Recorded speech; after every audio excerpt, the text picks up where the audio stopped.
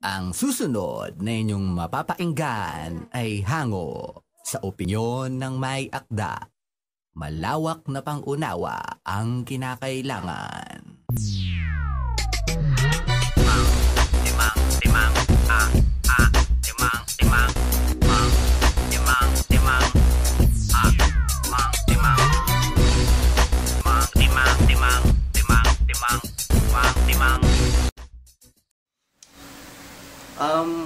Ang pagiging isang newscaster, dapat, unang requirement is fluent ka.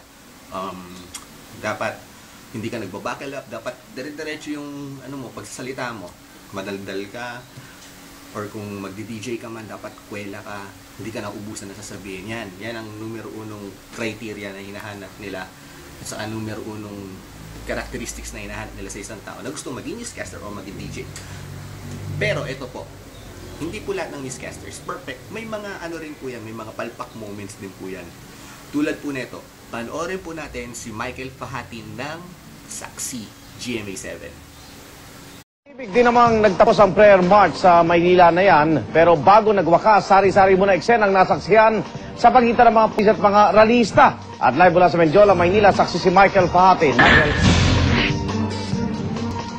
Igan, pasado alas 8 ng tahimik na mag-disperse ang mga ralista sa San Sebastian. Ngunit matapos ang ilang negasyon, ito ay matapos na nag-disperse sila. Pagkatapos ito, hindi na sila nag-away. Nag-away sa simula. Pagkatapos ito ay nagkaroon sila ng pag-aaway na sa simula.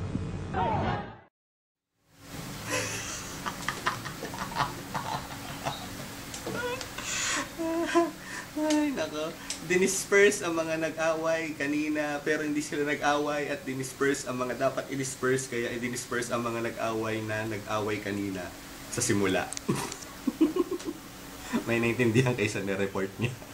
Ako wala ko naintindihan. Puro disperse lang, tas away sa simula yung narinig ko. Sakit na tagiliran ko, kakatawa.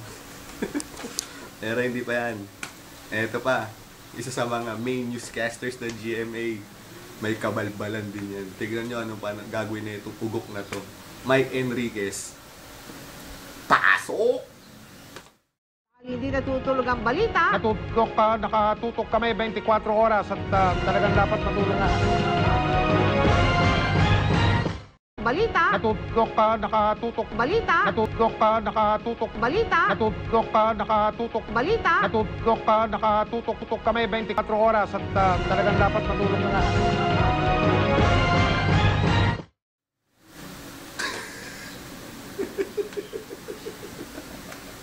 Naintindihan niyo sinabi niya?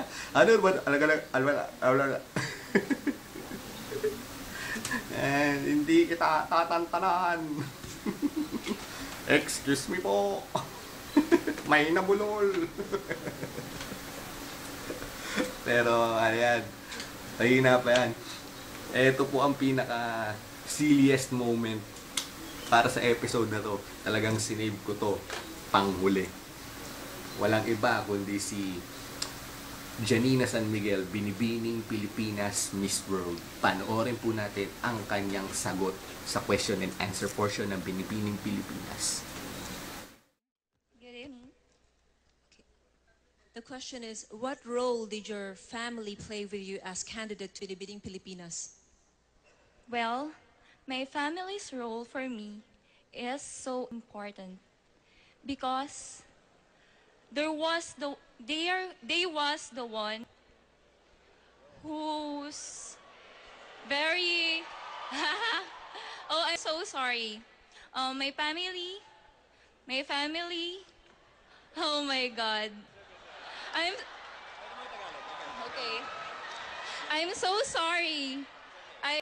I told you that I'm so confident. Eto, wait.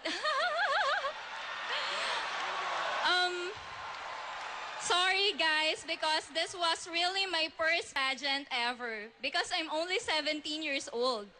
And I did not expect that I came from one of the top 10. So, but I said that my family is as the most important persons in my life. Thank you.